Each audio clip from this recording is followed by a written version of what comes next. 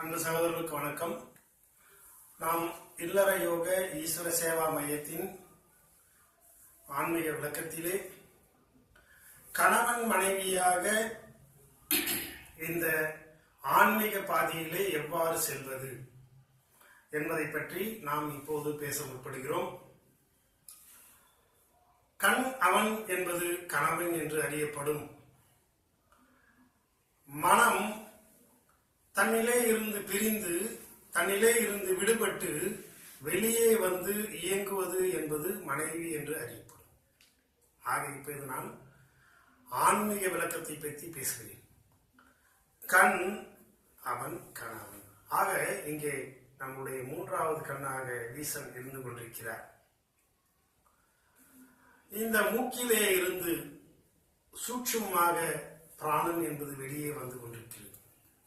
அது மனம் என்று அறியப்படும். மனைவி என்ற சொல்லுக்கு விடுபட்டு வெளியே இயங்கிக் கொண்டிருக்கிற மனம் என்ற வார்த்தையே மனைவி என்று அறியப்படும். ஆக நாம் ஏற்கனவே ஒரு நிகழ்ச்சியிலே கொன்றால் பாவம் தின்றால் போச்சு என்ற நிலையை பற்றி பேசியிருப்போம். நாம் இங்கே கொள்கிறோம், அதாவது நம்முடைய ஜீவனிலே உள்ள அந்த ஈஸ்வர சக்தியாகப்பட்டதை எடுத்து நாம் இங்கே செலவு செய்கிறோம். ஆக இவ்வாறு செலவு செய்யும் பொழுது அந்த உயிராற்றலாகப்பட்டது வெளியே வந்து இயங்குகிறது. அதற்கு பெயர் மனைவி. ஆக இறைவன் என்பவன் கணவனாக நம்முடைய சிரசிலே நம்முடைய எஞ்சான் உடம்பிலே உள்ளுக்குள்ளே இயங்கிக் கொண்டிருக்கிறார். உயிர் ஆற்றலாக இயங்கிக் கொண்டிருக்கிறார். ஆக கணவன் என்ற வார்த்தை முதற்கண் அவருக்குத்தான் உரித்தாகும். கண் அவன் கணவன். ஆக நம்முடைய கண்களிலே உள்ள ஜோதி வடிவாகப்பட்டது. ஆன்மீகத்திலே புருவ மத்தியத்திலே வைத்து தியானம் செய்பவர்களுக்கு அங்கே ஒரு ஜோதியை பார்ப்பார்கள். அந்த ஜோதி நிலையிலே அருட்பெரும் ஜோதியாக நம்முள்ளே இருந்து கொண்டிருக்கிற அந்த இறை ஆற்றல் நம்முடைய கணவன், அவன்தான் நம்மை இயங்கிக் கொண்டிருக்கிறான். ஆக ஆண் என்ற வார்த்தை ஆண்டவன் என்ற வார்த்தையினுடைய திரிவு. ஆண் என்பது ஏதோ எனக்கு ஒரு மீசையை வைத்துக் கொண்டேன், ஒரு பிறப்பு வைத்துக் கொண்டேன் என்பதற்காக எனக்கு வந்த வார்த்தையே அல்ல. ஆண்டவன் என்ற வார்த்தையிலே இருந்து ஆண் என்றது வந்தது. ஆக நம்மை ஆண்டு கொண்டிருப்பவன் ஆண். நாம் மனைவியாக அவனுக்கு அடிபணிந்து சேவை செய்ய வேண்டும். புறத்திலே ஒரு ஆணும் பெண்ணும் கல்யாணம் செய்து கொண்டு திருமணம் செய்து கொண்டு அந்த பந்தத்திலே ஆண் என்பவன் ஆளுமை செலுத்துவனாகவும் பெண் என்பவள் அவனுக்கு போகப் பொருளாகவும் அடிமைப்படுத்தி வாழ்வதற்காகவும் அமையப்பட்டது அல்ல இந்த வாழ்க்கை. இந்த வாழ்க்கை என்பது உள்ளே உள்ள இறைவன் ஆணாகவும் நம்முடைய மனம் பெண்ணாகவும் இருந்து கொண்டு இந்த ஆணுக்கு ஏற்ற சேவைகளை இந்த மனம் என்ற பெண் செய்ய வேண்டும். இவருக்கு இவள் அடிமையாக இருக்க வேண்டும். ஆண் என்ற இறைவனுக்கு பெண் என்ற மனம் அடிமையாக இருக்க வேண்டும் என்பதுதான் ஆணுக்கு பெண் அடிமை என்ற அந்த உன்னதமான தத்துவம். ஆக இந்த தத்துவத்தை விளங்காமல் இந்த பூமியிலே பெண் என்ற ஒரு ஜீவராசி, இந்த பிறப்பை நாம் எவ்வளவோ அவர்களுக்கு சுதந்திரங்களை கொடுக்காமல் இந்த பூமியிலே வாழ்வித்து வருகிறோம்.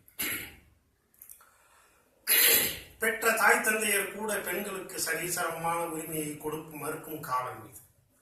ஒரு ஆண் மகவு ஒரு பெண் மகவு இவ்வாறு நாம் பெற்றுவிட்டோமானால் ஆண்களுக்கு சொத்து, மனைவிக்கு பெண்களுக்கு 10 என்ற நிலை நம்முடைய இந்த பூமியிலே எல்லோரும் பின்பற்றி வருகிறோம். ஆக ஆண் என்பவன் ஆண்டவனை என்பதை உணராமல், பெண் என்பவள் மனம் என்பதை உணராமல் நம் குழந்தைகளை ஆணையும் பெண்ணையும் பேதப்படுத்தி அவர்களை கூட நம்மால் சமமாக பார்க்க முடியாத நிலையிலே நாம் வாழ்ந்து கொண்டிருக்கிறோம். இதுதான் நம்முடைய அறியாமை. நான் எடுத்த தலைப்பிற்கு வருகிறேன். ஒரு ஆண் என்பவன், இப்பொழுது நான் புறத்தை பற்றி பேசிக் கொண்டிருக்கிறேன். இப்பொழுது நாம் ஆண் என்று வைத்துக் கொள்வோம். நமக்கு இந்த வாழ்க்கையை வாழ்வதற்கு ஒரு துணை ஒன்று தேவை. எதற்கு? நம்முடைய சந்ததிகளை விருத்தி செய்ய வேண்டும். அடுத்து நம்முடைய சிறு சிறு தேவைகளை பூர்த்தி செய்ய வேண்டும். இதற்காக நாம் ஒரு பெண்ணை நம்முடைய வாழ்க்கையில இணைத்துக் கொள்கிறோம். இவ்வாறு இணைத்து நாம் சந்ததியை பெருக்கிறோம். இந்த சந்ததியை பெருக்கி விட்டுட்டு நாம் என்ன செய்கிறோம்? இவர்களுக்காகவே நம்முடைய வாழ்க்கையை அர்ப்பணித்து விடுகிறோம். அப்பொழுது ஒரு மனிதன் ஒரு 2 குழந்தைகளை பெற்றுக் கொள்கிறான்.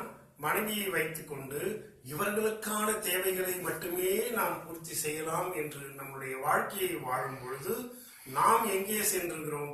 நம்முடைய உள்ளே உள்ள இறைவனை காண முடியாமல் புறத்தே அலைந்து இவர்களுடைய தேவைகளையும் நம்மளுடைய ஜீவாதார தேவைகளையும் மட்டுமே நம்மளுடைய மனதிலே கருத்திலே கொண்டு வாழ்ந்து பார்க்கிறோம். 50-60 ஆண்டுகள் வாழ்ந்து முடிந்தவுடன் நம்மால் இயங்க முடியாத ஒரு நிலை அமைந்து விடுகிறது. அந்த மாதிரி அமைந்தவுடன் நான் என்ன செய்தேன் இதுவரை வாழ்க்கையில் ஒரு மிகப்பெரிய கேள்விக்குறி வருகிறது. அந்த மாதிரி வரும் பொழுது நம்மை நாமே திருத்திக் கொள்ள முடியாத ஒரு நிலைக்கு நாம் தள்ளப்பட்டு விடுகிறோம். அதன் பிறகு வருவது என்ன? வெறும் மரணம் மட்டுமே. ஆக இந்த நிலையிலே இந்த இல்லற வாழ்க்கையை நமக்காக எப்படி அமைத்துக் கொண்டு ஆன்மீக வாழ்க்கையிலும் சிறப்பாக செயல்பட வேண்டும், இல்லற வாழ்க்கையிலும் சிறப்பாக செயல்பட வேண்டும். இதற்கு கணவன் மனைவி என்று புறத்தே நாம் இணைகிறோம் அல்லவா? அவர்கள் இருவரும் ஒருவருக்கு ஒருவர் தன்னுடைய உணர்வுகளை புரிந்து கொண்டு தன்னுடைய, அதாவது வீரபிரம்மங்காரு தன்னுடைய மனைவிக்கு முன்னால் சமாதி நிலையை அடையும் பொழுது அந்த அம்மாவை நீ உன்னுடைய மாங்கல்யத்தை கழட்ட வேண்டாம் என்று கூறுகிறார். அப்போ என்ன சொல்கிறார்? நீ என்றும் சுமங்கலி என்று சொல்கிறார். அதே போல ஒரு ஆணாகப்பட்டவன் தன்னுடைய ஜீவனை உணர்ந்து அவன் ஜீவசமாதி நிலையை அடைவானானால் அவனை சார்ந்த அந்த பெண் என்பவன் என்றும் சுமங்கலியாக வாழ முடியும். ஆக என்றும் மார்க்கண்டேயனாக வாழ முடியும். ஆக இந்த நிலையிலே தன்னுடைய கணவன் என்பவன் தன்னுள்ளே உள்ள ஜீவனை உணர வேண்டும், தன்னுள்ளே உள்ள ஈஸ்வரனை அவன் வணங்க வேண்டும் என்ற நிலையிலே ஒரு பெண் புரிந்து, அந்த பெண் ஒரு கணவனாகப்பட்டவன் நாம் இந்த பூமியிலே வந்தோம், நாம் ஒரு குடும்பத்தை ஏற்படுத்தி கொண்டோம், நாம் புறத்தேவைகளை அளவாக பூர்த்தி செய்து கொண்டு உள்ளே உள்ள அகத்தேவையை நாம் நோக்கி நாம் பயணத்தை செலுத்தினோமானால் நாமும் நம்முடைய சார்ந்தவரும் இருவருமாக மரணமில்லாத பெருவாழ்வை அடைய முடியும் என்பதை நாம் உணர்ந்து கொள்ள வேண்டும். அப்பொழுது இந்த பூமியிலே உள்ள தேவைகளை அளவாக வைத்துக் கொண்டோமானால், அளவுக்கு மீறிய ஆசைகளை விட்டு அளவுடன் இந்த பூமியினுடைய இன்பத்தை நாம் தூக்க முடியுமானால் நிச்சயமாக இந்த மரணமில்லாத பெருவாழ்வை எந்த ஒரு தம்பதியினரும் அடைய முடியும். ஆக இதற்கு நாம் விளக்க வேண்டியது ஒன்றுதான். பேராசை என்ற நிலையை நாம் விளக்க வேண்டும். இன்னொன்று, அடுத்தவர்களை பார்த்து நம்முடைய வாழ்க்கையை அமைத்துக் கொள்ள வேண்டும் என்பதை நினைக்கக்கூடாது. நம்மளுடைய சிந்தனைகள் எல்லாம் அகத்தியர் லோபாமுத்திரை, வள்ளுவன் வாசிகி, காலாபுசண்டர் பகுலாதேவி, வசிஷ்டர் அருந்ததி, இந்த மாதிரியான பெரிய ஞானிகள் இல்லற நிலையிலே எவ்வாறு வாழ்ந்தார்கள் என்பதை நாம் பகுத்து ஆய்ந்து அதை நாம் கைக்கொள்ள வேண்டும். ஆக நாம் யாரை பார்த்து நாம் வாழ வேண்டும் என்றால், ஒரு மனிதன் ஆன்மீக சிந்தனையிலே மிக உயர்ந்த நிலையிலே போக வேண்டும் என்றால் ஏற்கனவே அந்த நிலையை அடைந்த மனிதர்களுடைய வாழ்க்கையை நாம் பார்க்க வேண்டும். அவர்கள் எவ்வாறு வாழ்ந்தார்கள் அவ்வண்ணமே நாமும் வாழ்ந்தோமானால் நிச்சயமாக நாம் அதை அடையலாம். ஆக ஒரு மனிதன் மரணமில்லாத பெருவாழ்வை அடைய வேண்டும் என்ற நிலையை மனதிலே எண்ணினாலும் அல்லது சித்த நிலையிலே நாம் வர வேண்டும் என்று எண்ணினாலும் அவன் முதலிலே பார்க்க வேண்டிய விஷயங்கள் இந்த நிலையை அடைந்த மகான்களுடைய அந்த வாழ்வியல் முறையும், அதாவது இன்று மகான்கள் என்றவுடன் பல பேர் பலகாலான விளக்கங்களை கொடுத்துக் கொண்டிருக்கிறார்கள். ஒரு தவறான ஒரு விளக்கம் நான் ஒரு சின்ன உதாரணத்துக்கு நான் சொல்கிறேன். அதாவது சிறுதொண்டர் ஆழ்னார் பிள்ளைக்கறி சமைத்தார் என்று ஒரு வரலாறு இருக்கிறது பெரிய புராணத்தில்.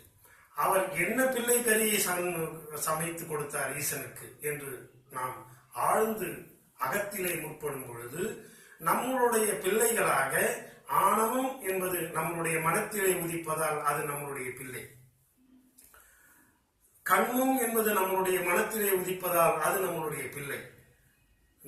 ஆணவம், கண்மம், மாயை என்பது நம்மளுடைய மனத்திலே இருந்து உதிப்பதால் அதுவும் நம்மளுடைய பிள்ளை. ஈஸ்வரன் தன்னுடைய சுயரூபத்தை காட்ட வேண்டும் என்றால் உன்னுடைய பிள்ளைகளான ஆணவம், கண்மம், மாயை என்ற 3 பிள்ளைகளை கொண்டு எனக்கு பிள்ளைக்கறி சமை என்று கூறினாராம். எந்த ஒரு கோயில்களுக்கு நீங்கள் உள்ளே செல்லும் பொழுதும் அங்கே பலிபீடத்தை நீங்கள் பார்க்க முடியும். எதற்காக பலிபீடம்? ஆடு மாடு கோயில்களை எடுத்துட்டு வந்து வெட்டுவதற்காக பலிபீடமா? அல்ல. உன்னுடைய மனத்திலே ஏற்படும் இந்த ஆணவம், கண்மம், மாயை என்ற 3 குணங்களை நீ அறுத்தி எறிந்து விட்டால்தான் அடுத்த நிலையிலே நந்தீசனை நீ அடைந்து, அதாவது அதற்கு அடுத்தது கஜஸ்தம்பம் என்ற ஒரு கொடிக்கம்பத்தை நீங்கள் பார்க்கலாம். அந்த கொடிக்கம்பத்தினுடைய உச்சியிலே மணிகள் இருக்கும். ஆக இந்த ஆணவம், கண்மம், மாயை என்பதை உடைத்தெறியும் ஒரு மனிதனால் அந்த கொடி என்ற இந்த அண்ணாக்கிலிருந்து புருவ மத்தியிலே ஒரு கொடி போன்ற ஒரு நாடி ஓடுகிறது. அந்த நாடியை நீ அடைய முடியும். எந்த ஒரு மனிதனுக்கு அகங்காரம் இருக்கிறதோ அந்த மனிதன் ஆன்மீக சிந்தனையை அவன் மனதிலே போடவே முடியாது, அதை அனுபவிக்கவே முடியாது, அதை உணரவே முடியாது. கரன்சி நோட்டுகளாக கல்லாவிலே வைத்துக் கொள்ளலாம், ஆனால் அந்த கரன்சிகள் நமக்கு காப்பவனை காக்குமா என்றால் நிச்சயமாக காட்டாது. ஆக இந்த பிள்ளைக்கறியை சமைக்க வேண்டும் என்று கூறினார்கள். இதை விடுத்து அவர் பிள்ளையை வெட்டி சமைத்து கொடுத்தார் என்று அவர்களுடைய வரலாறிலே எழுதப்பட்டிருக்கிறது. ஆக வரலாறை தெரிந்து கொள்ள வேண்டும் என்றால் கூட ஒரு தெளிவுடன் தெரிந்து கொள்ள வேண்டும். ஏனென்றால் இன்று பல பேர் சகட்டு மேனிக்கு தன்னுடைய எழுதுகோளுக்கு என்னென்ன வருகிறதோ அதை எழுதி விடுகிறார்கள். அவர்களுடைய மனதிற்கு என்னென்ன நினைக்கிறார்களோ அதை எழுதி விடுகிறார்கள். உதாரணமாக இந்த உலகம் முழுக்க இன்று ஒரு சின்ன பிரச்சனை நடந்து கொண்டிருக்கிறது. ஜிஹாத் என்ற நிலையிலே இன்று பெரிய பிரச்சனை ஒன்று நடந்து கொண்டிருக்கிறது. ஆக நபிகள் நாயகம் எம்பெருமான் நம்மை நாம் வெற்றி கொள்ள வேண்டும், நம்மை நாம் வெற்றி கொள்ள வேண்டும் என்றால் இந்த மும்மலங்களை அகற்ற வேண்டும் என்ற நிலையிலே ஜிஹாத் என்ற ஒரு வார்த்தையை சொல்லிவிட்டு போயிருக்கிறார். ஆனால் இதை நாம் புரிந்து கொள்ளாமல் இந்த நம்மை பின்பற்றுபவர்கள் மட்டும்தான் நம்மளுடைய உறவினர்கள், இந்த பூமியிலே உள்ள அடுத்த மதஸ்தர்கள் எல்லாம் நம்மளுடைய மதஸ்தர்கள் அல்ல என்று தவறாக புரிந்து கொள்வதன் காரணமாகத்தான் சில மதங்கள் இன்று வேறு விதமான பாதையை நோக்கி போய்கொண்டிருக்கின்றன. ஆக எந்த ஒரு மனிதனையும் அடிமைப்படுத்துவதற்காக ஆன்மீகம் அல்ல. ஆன்மீகம் என்பது சுதந்திரமாக ஜீவனை சிவனாக மாற்றுவதுதான் ஆன்மீகம். சும்மாக பூ போட்டு நம்ம பண்றோம். எல்லோரும் சொல்லுவாங்க இறைவனை வணங்க வேண்டும் என்றால் பூ வேண்டும் என்று. பூ என்றால் என்ன? பூ என்றால் மெல்லிய ஒரு பொருள். ஆக மெல்லிய பொருள் என்றால் பிராணம் என்பதே பூ என்று அறியப்படும். எல்லோரும் என்ன நினைக்கிறார்கள்? பூஜைக்கு பூ வேண்டும், அங்கே காய்த்துக் கொண்டிருக்கிற பூவை எடுத்துட்டு வந்து பறித்து வச்சுக்கிறாங்க. அது உண்மையான பூ அல்ல. உண்மையான பூ என்பது நம்முடைய பிராணம் என்பதாகும். இறைவனுடைய முக்கியமான ஒரு பூஜை பொருள் என்றால் பூ என்பது பிராணம், சை என்பது சைதன்யம். பூ என்ற பிராணனை சைதன்யமாக ஜீவனிலே லயிக்க வைக்கும் பொழுதுதான் பூஜை என்பதே நடக்கிறது. ஆக இதை நாம் புரிந்து கொள்ள வேண்டும். ஆக இந்த உணர்வுகளை எல்லாம், இந்த விளக்கங்களை எல்லாம் இந்த இல்லற நிலையிலே இருப்பவர்கள் புரிந்து கொண்டு உண்மையான ஆன்மீகத்தை நாட வேண்டும். அம்மாதிரி உண்மையான ஆன்மீகத்தை நாடி புறப்பொருள்களுக்கு ஆசைப்படாமல் அளவுடன் ஆசைப்பட வேண்டும்.